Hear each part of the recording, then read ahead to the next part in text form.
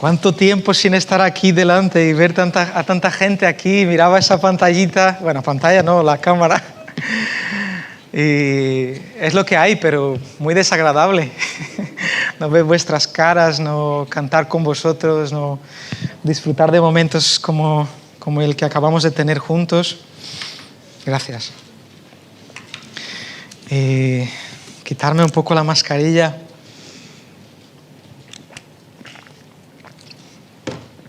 Bueno, es un privilegio poder veros a todos y poder compartir de algo que el Señor puso en mi corazón. Voy a poner aquí el tiempo.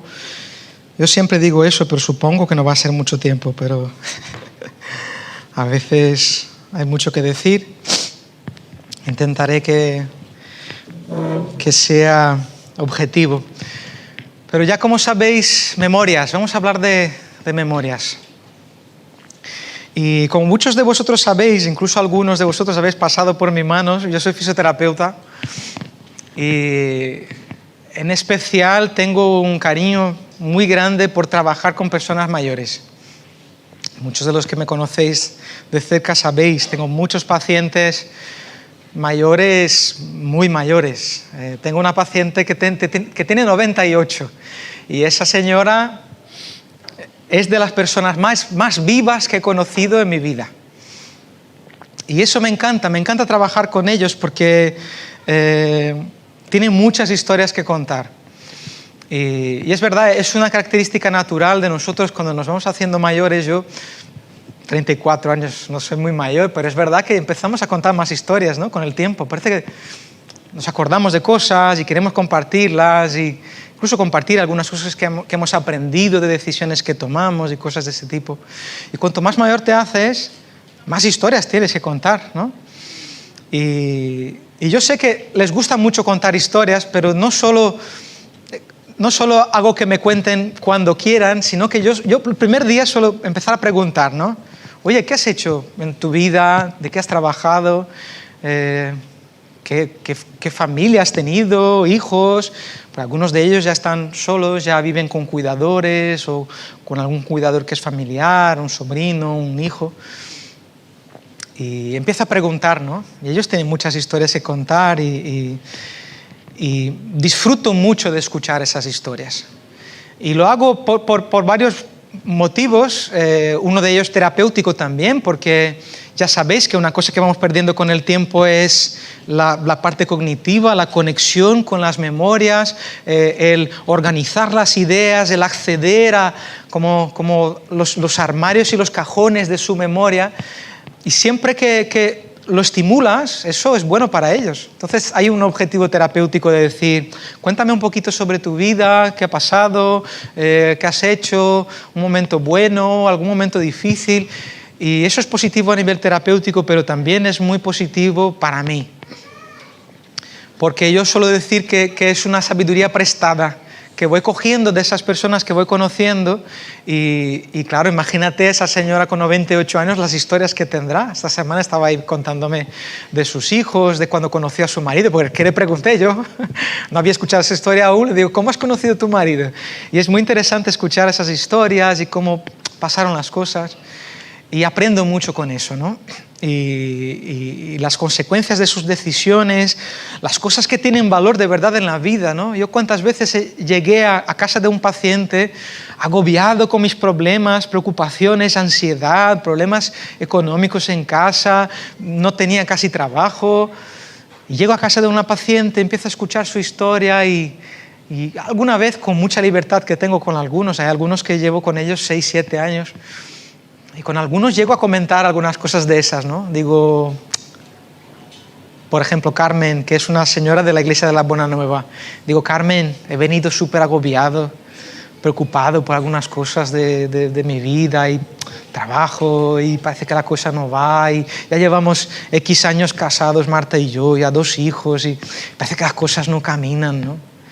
De repente una sencilla palabra como Dani, eso pasa, no va a ser siempre así.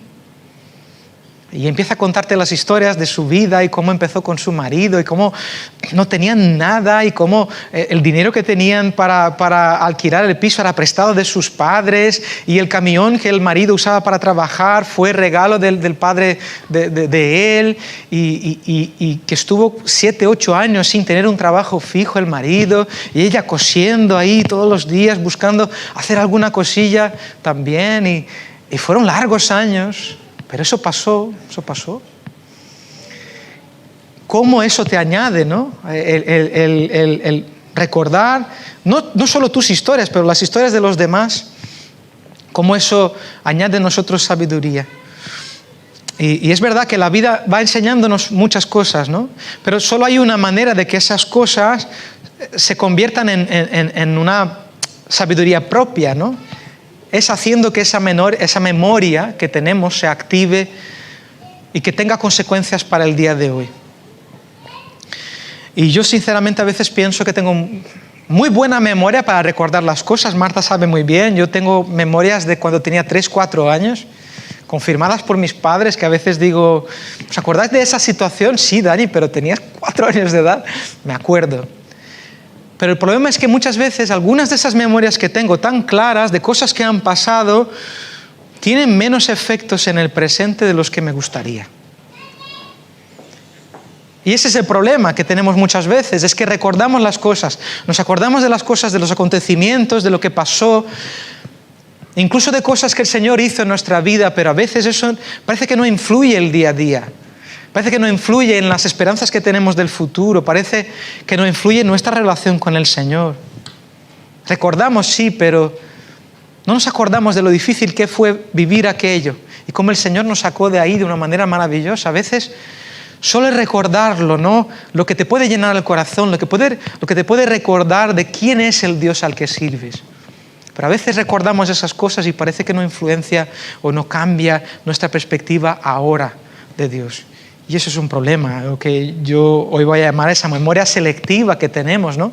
Que recordamos también los momentos malos y parece que no nos acordamos de cómo salimos de ahí, cómo el Señor estuvo presente, cómo lo que acabamos de cantar, su fidelidad fue grande, ¿no? En tantos momentos. Y mira, me he olvidado totalmente de esto, a ver si funciona. Bueno, a ver. No va, puedes pasar al siguiente ya, si quieres. Entonces, no nos acordamos de esas cosas y muchas veces, pues, principalmente cuando estamos dentro de la tempestad, del huracán, ¿no? en el medio del problema. Es muy difícil hacer que esas memorias cambien nuestra perspectiva del presente. Y eso es un problema que tenemos porque podría hacer que afrontemos esos problemas y esas tempestades de la vida de una manera diferente, ¿no? Y hoy esta mañana vamos a hablar y si tienes la Biblia, hoy es un buen día para tener la Biblia abierta porque no vamos a muchos sitios diferentes. Salmo 77. Vamos a reflexionar un poquito en una historia. Y una historia que el escritor de este salmo, Asaf, que era un músico de los tiempos de David, lo escribe como una memoria, ¿no? Está hablando de un momento que pasó y de ese momento salió lo que parece ser una canción. Y ese texto es como el yayo Asaf sentadito en su sillón y nosotros a sus pies escuchando cómo fue ese momento tan difícil que vivió. Y empezamos por la primera parte del texto, que es cómo presenta ese momento de una crisis personal que vivió Asaf. Y como he dicho, habla en pasado. Habla en una situación que pasó en el pasado y qué es lo que pasó durante esa situación, qué sensaciones, qué sentimientos tenía con él mismo hacia Dios y qué es lo que pasó con todo eso, ¿no? Entonces, sentémonos ahí en los pies del sillón, ese típico sillón ahí que puede subir y bajar las piernas de los yayos, en el sillón de yayo Asaf, y vamos a escuchar un poquito su historia. Primeros versículos, la primera parte lo he dividido en unas cuantas partes. La primera parte hasta el versículo 3. que dice, con mi voz clamé a Dios. Vale, ahí ya está. Con mi voz clamé a Dios clamé porque Él me escucha. Al Señor busqué en el día de mi angustia, por las noches sin descanso, alzaba a Él mis manos. Mi alma rehusaba el consuelo. Me acordaba de Dios, me conmovía, me quejaba y desmayaba mi espíritu. Selah. Asaf empieza ese texto diciendo que en ese momento difícil clamó a Dios. Y lo hizo con una razón muy específica. Clamó porque sabía que sería escuchado. Y esa certeza no era que Dios iba a contestar su pedido o su oración conforme él esperaba. No era que Dios iba a obrar y cambiar su situación. La expectativa no era de que Dios iba a quitar esa angustia de su corazón. La expectativa es, clamé porque Él me escucha. Porque sabía que Él me iba a escuchar. Y a veces tenemos, ¿no?, esa expectativa de buscar al Señor y que Él conteste exactamente lo que estamos esperando. Y no es eso lo que el salmista está diciendo. Yo te clamé porque sabía que escuchabas. Que no estoy solo, ¿no? Esa sensación, no estoy solo. Esa no debería ser una motivación suficiente para nosotros, para que clamemos al Señor, para que nos acerquemos a Él, ¿no? Que vamos a ser escuchados. Y era un momento muy difícil, muy difícil. Vamos a seguir leyendo, pero da a entender que era un momento de dolor, de una angustia profunda del alma, de no saber cómo manejar esa sensación tan desagradable en su corazón. Y en esos momentos Asaf sabía muy bien que tenía que hacer una sola cosa, clamar al Señor, que aquí no valían consuelos superficiales. Ahí, claro, estudiando un poco sobre el Salmo, hay comentaristas, por ejemplo, que dicen que aquí la sensación que da es que, ¿sabes cuando empiezas a hacer preguntas al Señor y de repente te vienen unas respuestas hechas ya que has escuchado de otras personas y tal?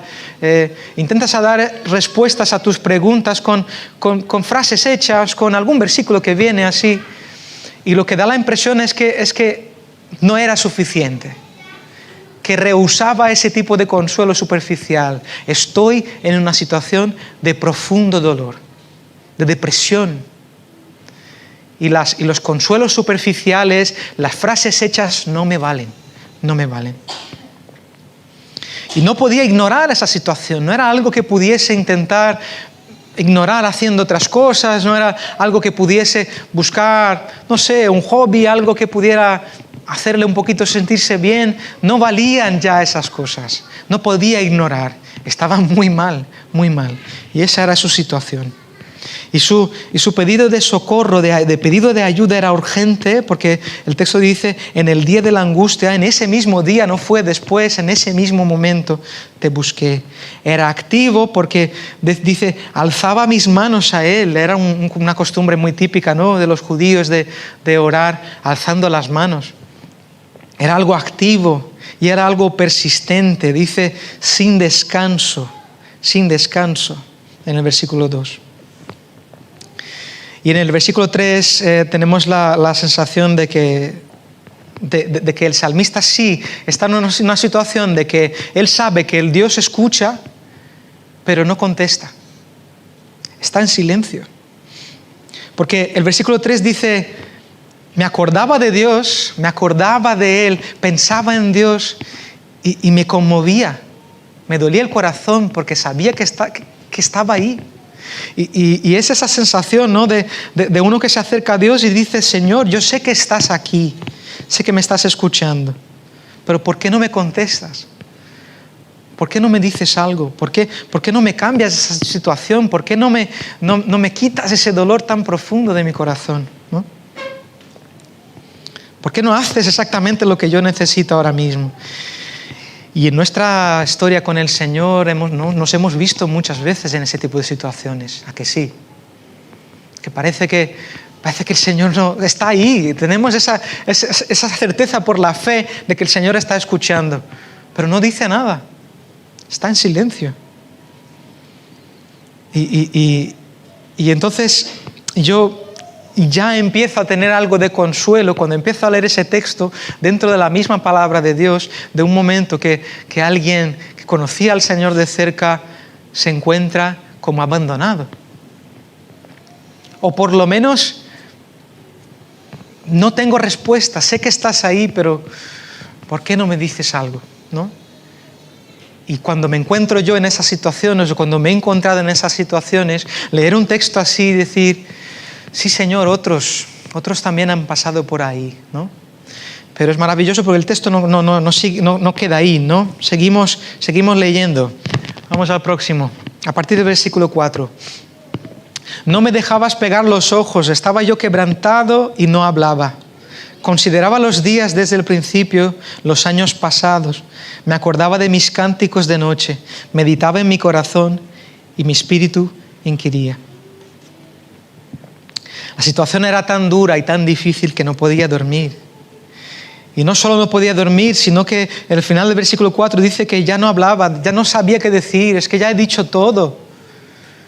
Es que ya sabes muy bien qué es lo que me molesta, sabes que me duele, sabes que no puedo más estar así.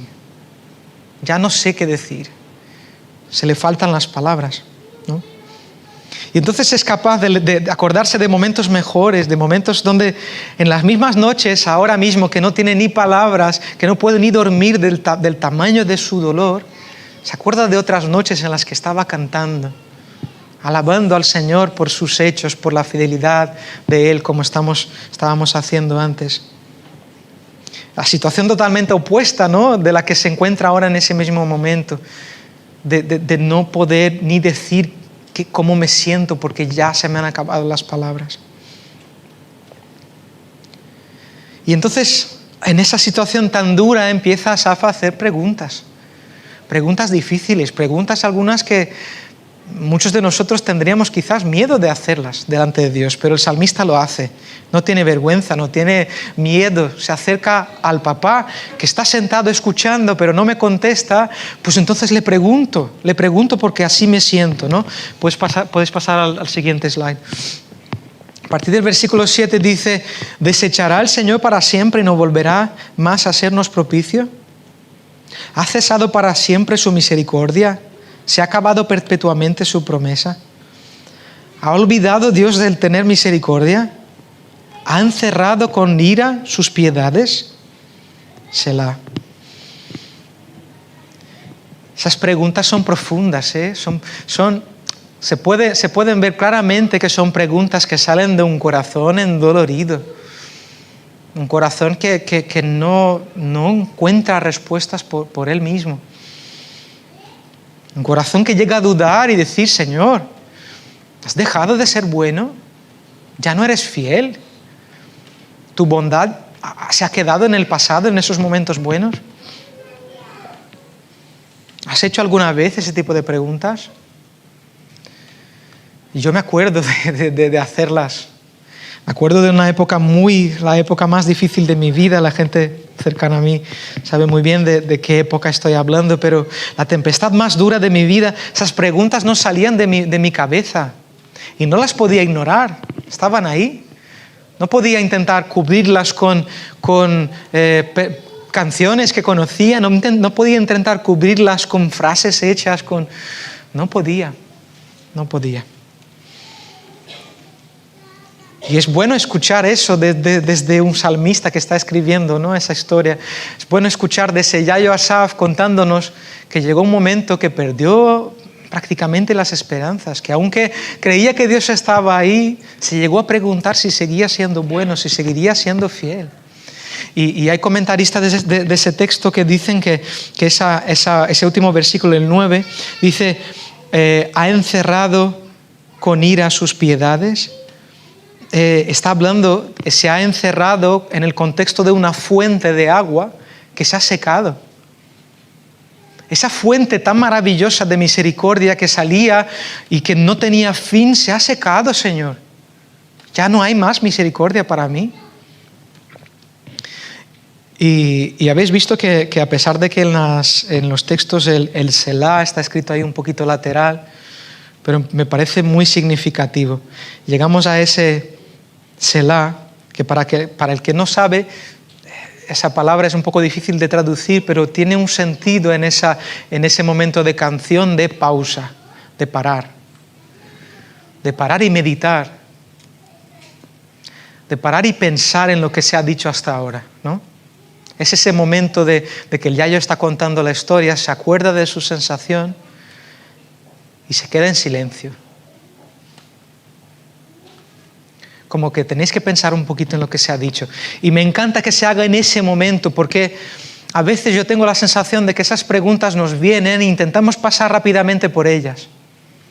Intentamos ignorarlas, incluso cuando vienen hacia nosotros con esas preguntas, ¿no? Dani, mira qué situación en la que estoy. Es que parece que Dios se ha olvidado de mí. Y de repente empezamos rápidamente a buscar alguna respuesta, que Dios está presente, que Dios te va a contestar. Y el salmista está poniendo aquí una pausa para que esas preguntas sigan como un eco repitiéndose en el aire y que tengan la debida importancia. Porque en ese momento eran lo más importante que estaba viviendo el salmista Asaf. Duele y no lo puedo ignorar.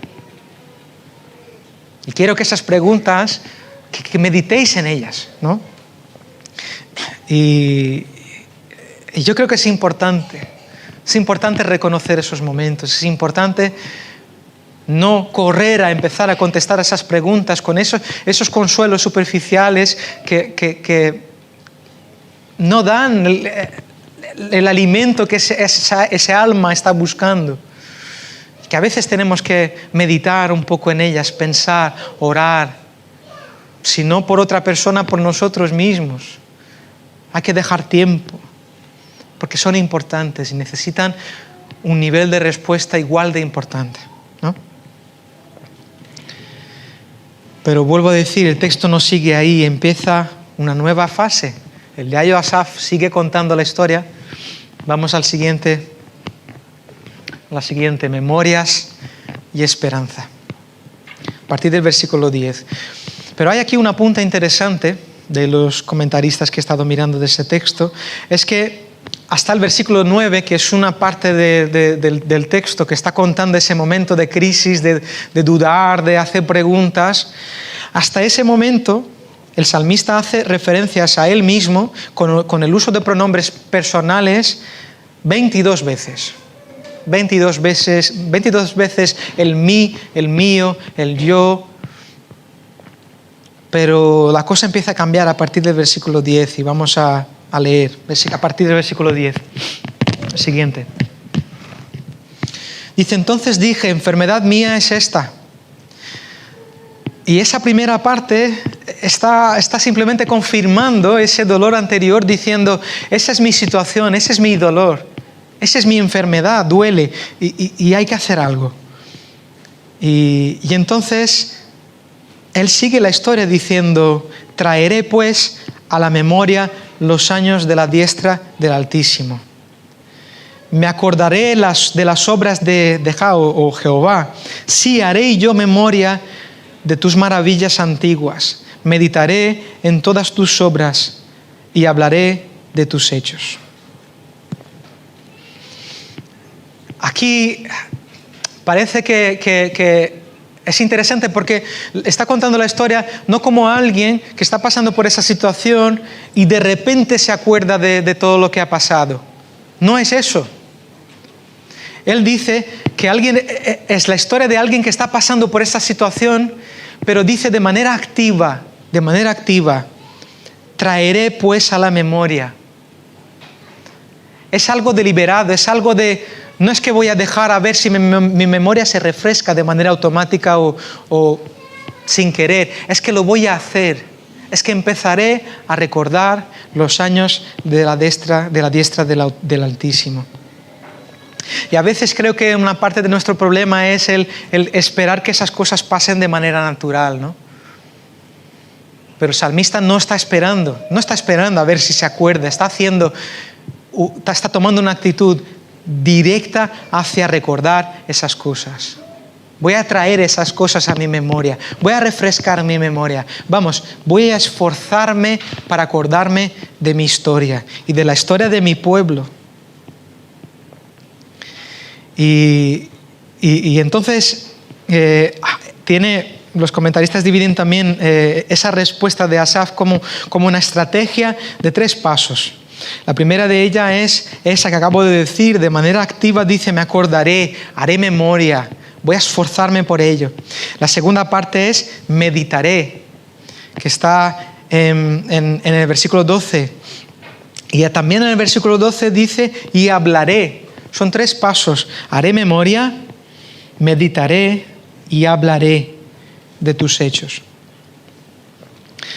Ese texto, esa frase o ese pequeño texto que hemos estado utilizando para divulgar la predicación de hoy del famoso teólogo Spurgeon, que dice: la memoria es el siervo apropiado para la fe.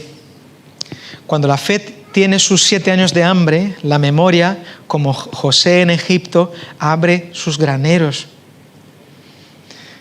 Qué importante es alimentar nuestra esperanza del futuro con las memorias del pasado. Qué importante es alimentar, ¿no?, las esperanzas que tenemos de lo que el Señor puede hacer, basado en lo que el Señor ya ha hecho.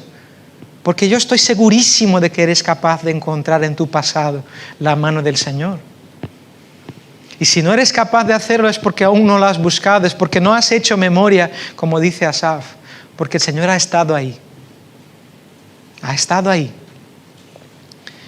Y es tan importante que alimentemos, porque me vino una frase que una esperanza que no está fundamentada en el pasado, que no tiene sus bases en el pasado, tiene poco futuro.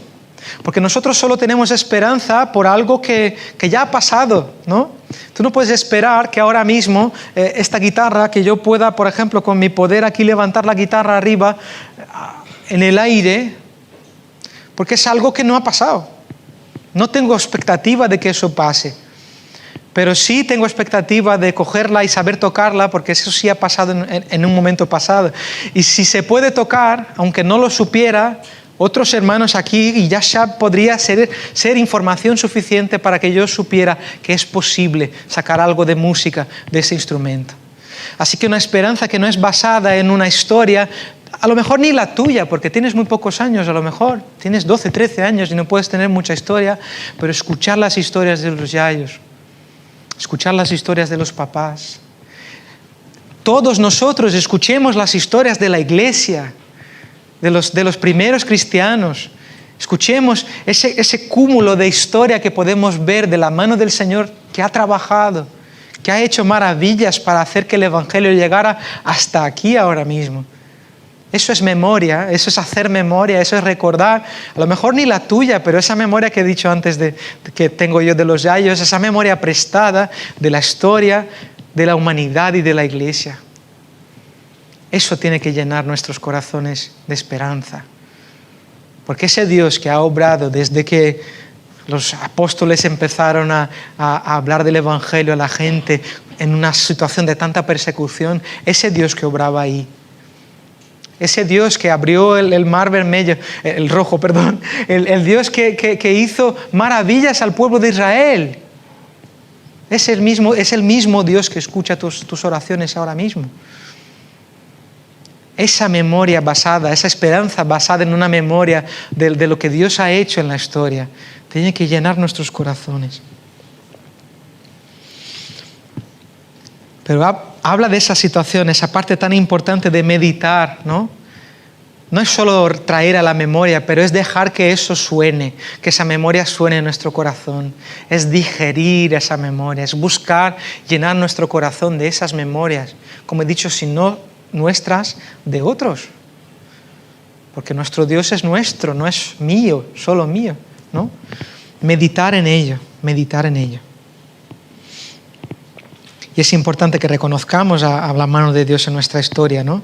Jeremías en el capítulo 3 de Lamentaciones, versículos 19 al 22, creo que es el próximo que está ahí, dice: acuérdate de mi aflicción y mi abatimiento. del ajenjo y del ayel. Aún lo tengo en la memoria porque mi alma está abatida dentro de mí. Pero esto consideraré en mi corazón. En esto meditaré, en esto daré vueltas, esto yo voy a digerir en mi corazón y por esto esperaré y por eso tendré esperanza, que por la misericordia de Jehová no hemos sido consumidos, porque nunca decayeron sus misericordias. En esta verdad meditará mi corazón. En esto haré memoria, me acordaré de esas cosas, daré vueltas a eso, voy a dejar que esto entre dentro de mí como algo mío, algo que se convierte en una esperanza mía, ya no de los demás, pero mía. Y para eso hay que meditar, hay que digerirla. Pero también hay otra parte importante que ya he dicho, hablar. Y es importante porque científicamente hablando, se sabe que algo que se dice con la boca, o sea, cuando tú transformas un pensamiento en voz, en palabras habladas, esa información cambia de sitio en el cerebro y se convierte en algo más accesible. Yo no sé vosotros, os voy a enseñar una cosa aquí, que es un paréntesis, pero que cambió mi vida. ¿Quieres acordarte de dónde has dejado las llaves o el dinero ese, que nunca te acuerdas dónde lo pones? Ya se lo he enseñado a mis suegros y lo usan bastante. Antes de poner las llaves, estoy poniéndolas, hablando, como un loco. Pasa nada, va a funcionar. Estoy poniendo las llaves en el primer cajón de la cocina, con las cucharas. Da igual que sea la cosa más rara del mundo, da igual que no sea el sitio de las llaves. La próxima vez que digas, ¿dónde están las llaves?, tu cerebro va a contestar, en el cajón de la cocina con las cucharas. Pasa, Lo hago todo el tiempo. ¿Por qué? Porque cuando tú hablas algo, cuando externalizas eso en palabras, eso cambia a una zona del cerebro más anterior que es mucho más fácil de acceder. Así que cuando tú hablas de tus memorias, así cuando recuerdas de esas historias, de lo que el Señor hizo en tu vida y las dices y cuentas a otras personas, eso se convierte en algo mucho más fácil de recordar, mucho más fácil de acceder. Ya que hablar de ellas. Y Asaf está diciendo que empecé a meditar en esas cosas, a recordarlas, meditar, pero también hablaré de esas cosas. Allí está la oportunidad, ¿no?, de compartir con otras personas lo bueno que ha sido el Señor con nosotros, ¿no? Me acuerdo de escuchar de gente, ateos, por ejemplo, que tienen mucha dificultad en una situación, por ejemplo, en una montaña enorme y bonita y ves todo aquello. Y yo he escuchado de más de una persona, no personalmente, ¿no?, de alguna charla y tal, de ateos que dicen, tengo mucha dificultad de ver todo eso, tener una segunda de gratitud, pero no tener a nadie quien tener esa gratitud. Si no conoces al Señor, seguramente te acordarás de situaciones en las que no entendías algo bueno que te pasaba, pues el Señor estaba ahí. El Señor estaba ahí. Y tener a alguien hacia quien agradecer y decir gracias, eso es precioso. Gratitud es una característica de gente que es feliz. Eso puedes ver en estudios, la psicología habla de lo importante que es tener gratitud y gratitud hacia alguien, porque no se puede tener gratitud al universo, el universo no puede hacer nada, pero sí se puede tener gratitud hacia el creador del universo, porque Él sí que hace cosas, y ha hecho en tu vida y en la mía. Y hablar de eso hacia las personas nos da la oportunidad de compartir lo bueno que ha sido el Señor, ¿no? Y qué diferente es la perspectiva del salmista cuando empieza a recordar, meditar y a hablar de las memorias que tenía, ¿no? Empieza a cambiar su manera de ver las cosas, porque está contando una historia de un pasado y qué pasó después de esa sensación y esas preguntas que no tenían respuesta, ¿no? Y entonces él sigue diciendo, a partir del versículo 13, creo que es el próximo ya, Dios, santo es tu camino, santo es tu camino. ¿Qué Dios es grande como nuestro Dios? Santo es tu camino. Usamos mucho esa palabra, a veces no entendemos mucho de lo que quiere decir, ¿no? Y hay varios sentidos, ¿no? Pero un sentido, por ejemplo, que podemos dar aquí es ese sentido de separado, de superior, de más grande, de diferente de los demás. Dice, santo es tu camino. Y solo me acuerdo del texto de Isaías, que es el próximo ya también, por favor. Isaías 55, versículos 8 y 9. Que Dios está diciendo, porque mis pensamientos no son vuestros pensamientos, ni vuestros caminos mis caminos, dice Jehová. Como son más altos los cielos que la tierra, así son mis caminos más altos que vuestros caminos, y mis pensamientos más que vuestros pensamientos. Dios, santo es tu camino. No tiene nada que ver con el mío, no tiene nada que ver con los demás caminos. Es diferente, es especial, es grande. Que Dios es grande como nuestro Dios. Tú eres Dios que hace maravillas, hiciste notorio en los pueblos tu poder. Con tu brazo redimiste a tu pueblo, a los hijos de Jacob y de José. Selah, otra vez. ¿Cómo cambian las preguntas, no? ¿Cómo cambia la perspectiva de Asaf cuando empieza a recordar, meditar y hablar de las memorias? De repente ya viene una pregunta retórica que ya sabemos que la respuesta está ahí entre las líneas. ¿Qué Dios es como el nuestro Dios? ¿No? ¿Qué Dios es grande como nuestro Dios? Y la respuesta ya está clara.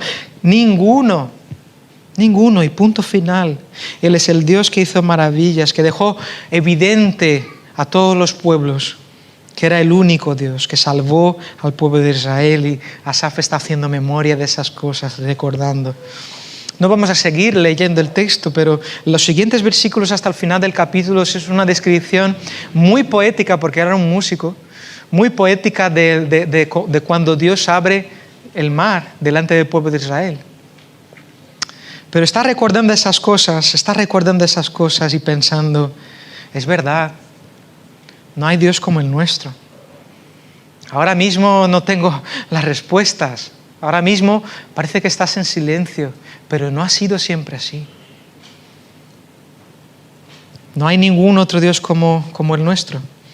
Porque nuestro Dios sigue haciendo, trabajando, ¿no? Y podemos nosotros escribir un salmo como este, porque Él está hablando de memorias de lo que el Señor hizo con el pueblo de Israel, ¿no? Pero ¿podemos nosotros escribir un salmo como este? Claro que sí.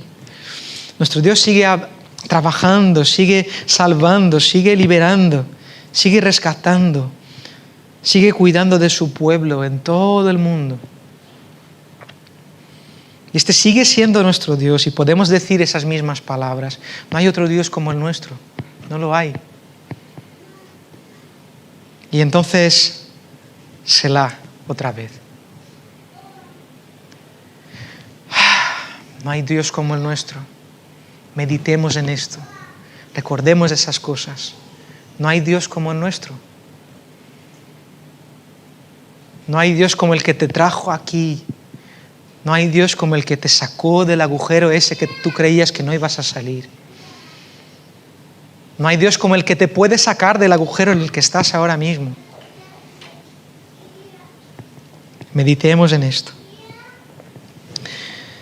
Y para terminar, ¿os acordáis que había un comentario de que en la primera parte del Salmo hasta el versículo 9 hay 22 menciones de pronombres personales de yo, mío, mí? A partir del versículo 10 eso cambia mucho. Porque él empieza a recordar esas cosas de los hechos del Señor y su perspectiva cambia. A partir del versículo 10 hay solamente 3 referencias personales y 24 menciones de Dios. 24. Una perspectiva correcta de la vida, una perspectiva que es capaz de ver ese pasado y encontrar la mano de Dios llevándonos por el camino. Encontrar su presencia en los valles de sombra de muerte. El pastor ahí, a tu lado. A veces en silencio, pero ahí, presente. Esa perspectiva nos cambia todo, nos cambia cómo vemos todo, porque deja de ser algo tan tan mío, un problema mío, pero nos acordamos de que mucho más importante de lo que yo pienso, de lo que yo siento, de que mis planes no pasen como yo pienso, que las cosas no sean como yo espero, que Dios no responda a las oraciones como yo espero que las responda. Mucho más importante que eso es la persona de Dios y quién Él es. De repente parece que deja de ser tan importante, porque sus caminos son mucho más grandes que los míos, mucho más. Entonces ya eres capaz de dejar todas esas cosas en sus manos y decir: Señor, llévame tú. No sé por dónde ir. No sé por dónde ir. No puedo ahora mismo por mis propias fuerzas, no sé qué hacer, no sé qué decisión tomar. Entonces ahora lo llevas tú. Ya no es cuestión de que mis planes se hagan como yo pienso, pero que tu camino, que es más grande que el mío, se haga realidad, que tu voluntad, que es más grande y más buena y más perfecta y más agradable que la mía, que esto se haga realidad, aquí en la tierra como se hace ahí en el cielo.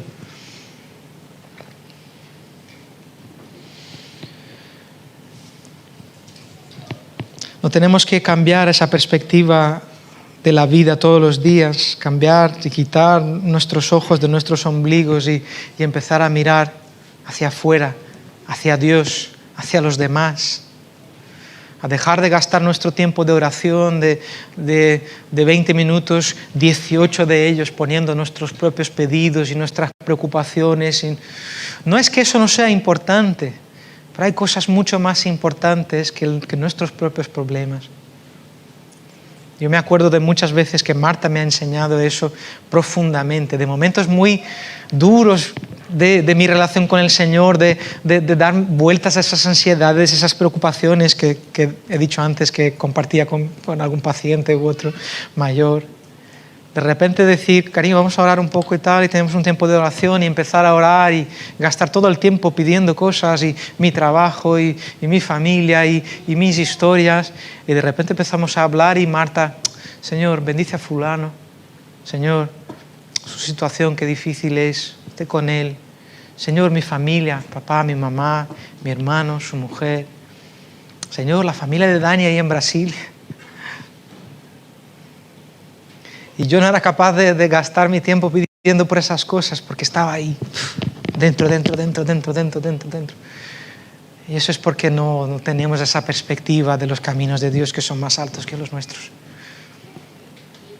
Tan importante es, ¿no?, que seamos capaces de mirar mucho más allá de nuestra manera, de cómo nos sentimos. Vuelvo a decir que no es que no sea importante, que Dios está esperando escuchar esas cosas, pero en su presencia las cosas empiezan a cambiar. Recordando el pasado, las cosas empiezan a cambiar. De repente parece que tienen más sentido, de repente parece que tiene tan poco sentido preocuparse tanto por esas cosas, con un Dios que me sacó de cosas mucho más complicadas en el pasado, ¿no? De repente parece que un momento de decir: Señor, por fin te entrego esto. Parece que ya deja de tener sentido ir dando tantas vueltas a esas cosas. Podemos alimentar nuestra fe y nuestra esperanza en el futuro entregando esas cosas en las manos del Señor y recordando quién Él es y lo que ha hecho en nuestras vidas. Y una vez más, Selah. Meditemos en esas cosas. Yo tenía otro tema en mente para hablar esta mañana y de repente un cambiazo en el mismo día y el jueves, que tenía un poco de tiempo por la mañana, y no es eso lo que vas a hablar, otra cosa que iba a hablar, ¿no? Porque no me gusta hablar de cosas que no estoy viviendo y últimamente tengo una sensación tan profunda de gratitud hacia el Señor cuando empiezo a mirar mi vida, lo que tengo, los regalos que el Señor me ha hecho, mi familia, mis hijos, qué regalo. El poder tener un sitio para dormir todos los días, comida en la mesa, mucho más de la que debería comer. Salud, Dios mío, salud.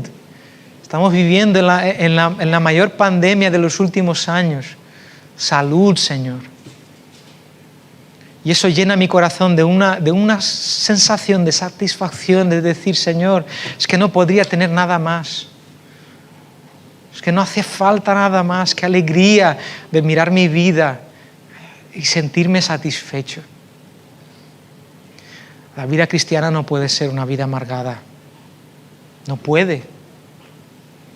Un cristiano no puede vivir todo el tiempo amargado, quejándose de todo. No puede. Porque eso es ignorar la mano de Dios. Es ignorar lo que Dios ya ha hecho. Pero Él seguirá haciendo. Y hay que llenar nuestros corazones y nuestra fe de esa esperanza, de las cosas que el Señor ya ha hecho en tu vida, pero también en la vida de todos los demás que han vivido con Él en la historia. Vamos a orar. Señor, grande es tu fidelidad a mí. Grande es tu fidelidad hacia nosotros, Señor. Y no podemos ignorar la realidad de tu mano en nuestras vidas, Señor. Ahí estabas tú en los momentos más difíciles de mi vida, el pastor, llevándome cada paso, Señor.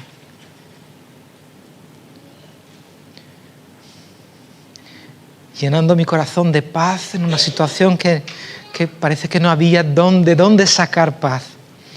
Estabas tú. Y sé que seguirás estando ahí, Señor. Y quiero que les ayudes a mis hermanos, Señor, todos los que están aquí, todos los que están viendo desde YouTube, Señor, a recordar la historia de nuestras vidas, recordar tu mano, Señor.